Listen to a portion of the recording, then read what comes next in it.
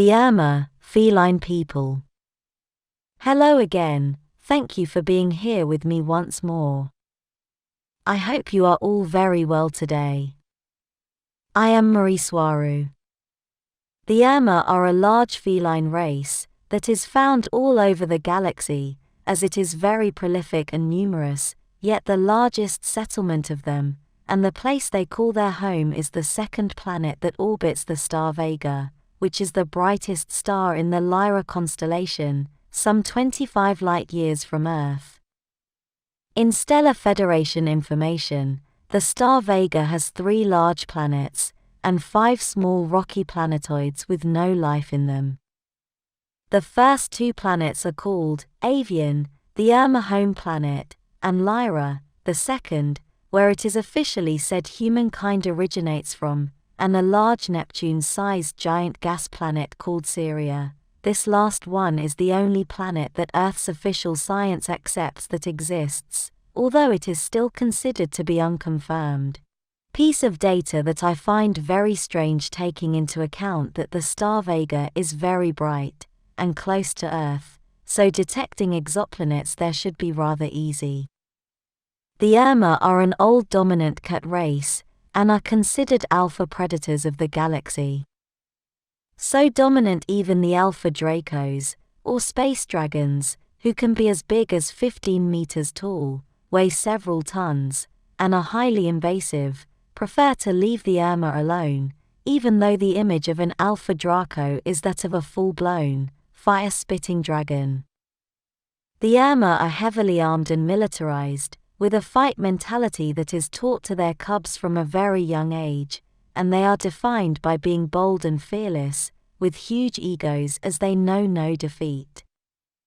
An Urmah is physically a semi-bipedal large cat, with a long spine that ends in a tail, and short but extremely muscular arms and legs. They have paws with 5 strong and short fingers and an opposable thumb, making it a feline hand capable of manipulating any object. The only other real physical difference between an Urmah and a large cat on Earth is some small changes in their hip bones to allow them to walk upright, as well as stronger abdominal muscles and tissue structures, also associated with their bipedal tendency, contrasting with normal Earth cats who may develop a hernia if they are forced in the bipedal position too long. Even though the Urmah are mostly bipedal, they still run and play many of their sports on all 4s. Their young walk like regular cats until they are old enough to start walking on 2 feet, and this is a process I am told may take some time to develop, as it is common for adult cats to scold their young to force them to walk on 2 feet. Even if they can walk efficiently on 2 legs, they never leave the capacity to go on all 4s for an athletic sprint. Although very similar to Earth's lions, tigers, panthers, leopards, and cheetah, large cats, the Urmah are much larger than Earth's versions, depending on the race of one or another particular Urmah.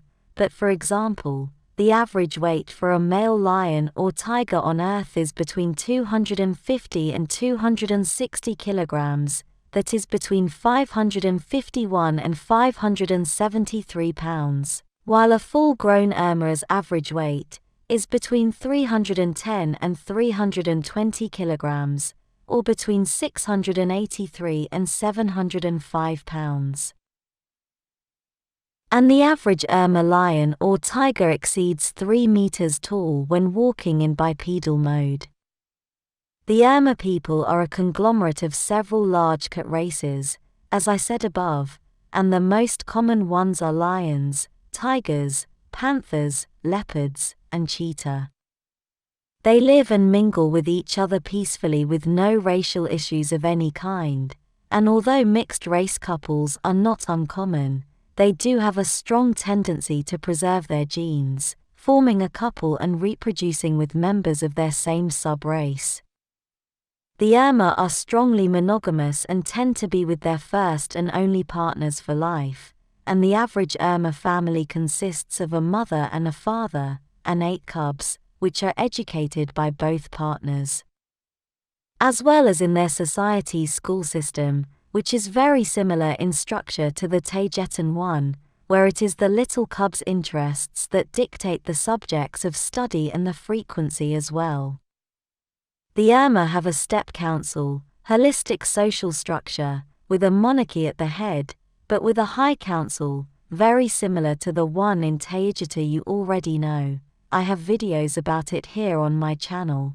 They are both considered monarchic holistic societies, where the kings and queens are seen as examples to follow for their society, and are expected to solve its problems, so they have great responsibility over their shoulders, and are not only parasitic egocentric ornaments, as they are on Earth.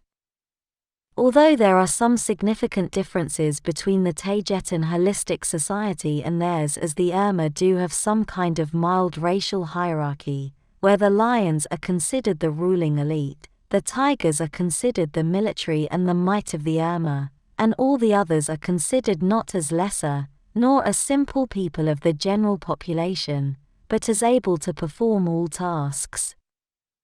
No feline race is considered lesser than the other, yet they do recognize that one or the other may be better suited for one or another task. For example, they won't put leopards to compete in sports against tigers as they are so much larger and stronger, yet leopards and panthers are usually interested in more intellectual activities, and it is those who are mostly known to develop scientific advances, also being very adept for art and music.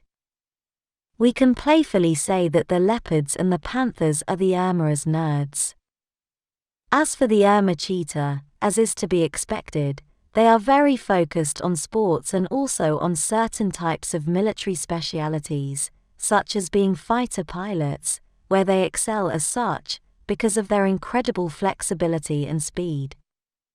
Politics and active participation in councils run in lion families, as military tradition runs in tigers, and all the rest basically can do, and do, whatever they want, although you can find members of any race of Urmah in any social role.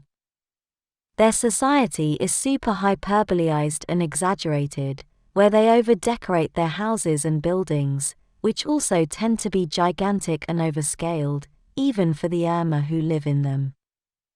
Their architecture is unique, but it can be mildly compared to ancient Roman or Greek examples on Earth, as they love round and tall columns holding the roofs of super large halls, in superbly constructed, gigantic buildings covered in precious stones and metals, although their main construction material is marble. Their large cities are ornamented with highly artistic sculptures in all the facades of their buildings, surrounded by large gardens with over-elaborated fountains, and countless large statues of their heroes of the past. Their music is as over-exaggerated as everything else that has to do with them, as it is dominated by trumpets and metal instruments, followed by heart-pounding powerful drums, with a nurtured orchestra behind. All their music is either dramatic and sentimental, or strongly epic, loosely comparable with Earth's Richard Wagner, Cavalcata del Valkyrie, as the closest example I can think of, because it has a strong Urmah flavor in it. The Urmah are a highly emotional race, very temperamental and energetic at the same time. They are very empathic, as they have developed a very strong ethic and spiritual frame where they see themselves as protectors and saviors of all other races who have not been graced with as much physical power as they have been, regardless if those other races are feline or not. They consider themselves the guardians of the galaxy, and as they have openly stated, they are on Earth's orbit to protect humankind. Their trust in their ethical and spiritual frame is such that they follow it to the dot, even when challenged by that of others, who may try to impose theirs on the cats with all sorts of arguments.